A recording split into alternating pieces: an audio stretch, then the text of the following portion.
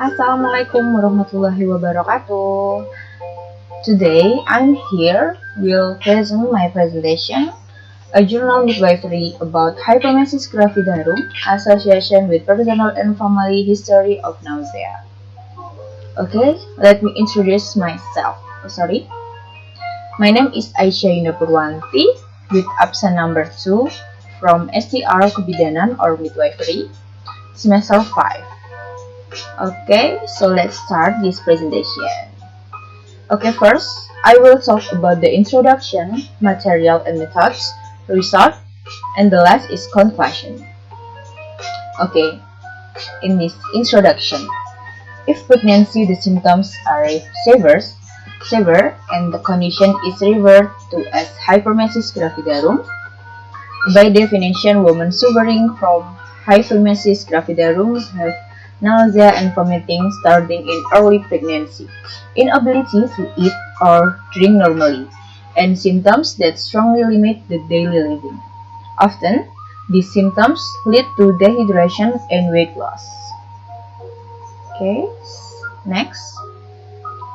Furthermore, women whose relatives were affected by nausea and vomiting of pregnancy had higher susceptibility for nausea and vomiting of pregnancy themselves.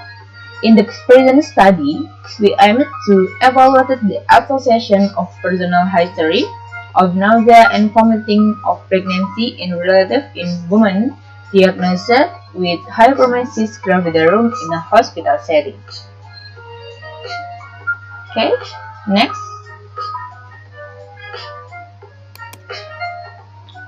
Next is about material and methods.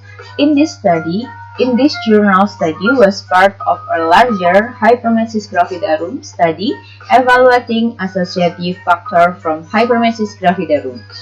Women hospitalized due to hyperemesis gravidarum in the antenatal ward of Turku University, Turku, Finland in 2011 to 2019 were invited to participate. Altogether, 105 women with hyperemesis gravidarum participated, of which 4 pregnancies were twin pregnancies. However, the questionnaire was incomplete in the 3 women, leaving the data of 102 women in the hyperemesis gravidarum group for analysis. Next is about result. Personal history of nausea was more common among women in the hyperemesis gravidarum group than among women in the non-nausea and vomiting of pregnancy group.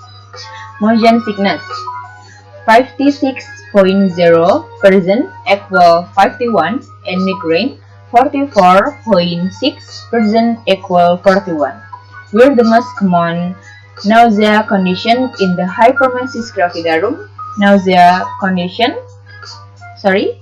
whereas in the non-nausea and vomiting of pregnancy group motion sickness, 24.8% equal 33 and other head change, 25.4% equal 33 were the most frequent. Nausea during the use of contraception was infrequent in the both group. In univariate analysis, the women with the history of motion sickness, seasickness, migraine, other head change, and nausea in other situations were more likely to belong to the hyperemesis gravidarum group.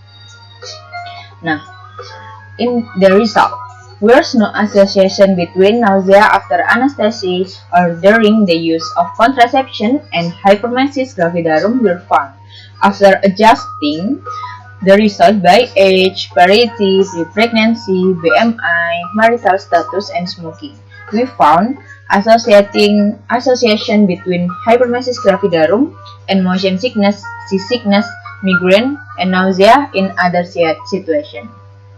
And the last is the conclusion.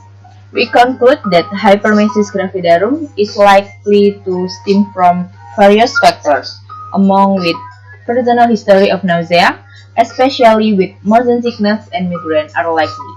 Further, hyperemesis gravidarum appears to have a hereditary predisposition, as it is more common in women with affected relatives.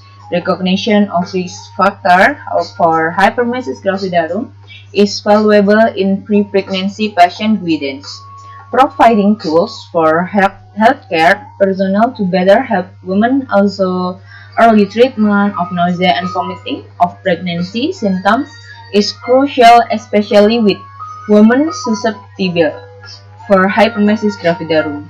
Our findings are usable for identifying women at risk of hyperemesis gravidarum. Additionally, increasing knowledge about hyperemesis gravidarum and its risk factor may serve to direct research and even advance development of specific treatments.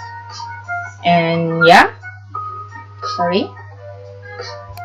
This is the journal that I presented with the title is Hyperemesis gravidarum, Association with Personal and Family History of Nausea, for original research article written by Vanilla S. Lindstrom, Linda M. Leitinen, Jemina Anurni, Marie A. Coivisto, Palvi Polo Cantola, and so I hope you can get helpful knowledge from this presentation.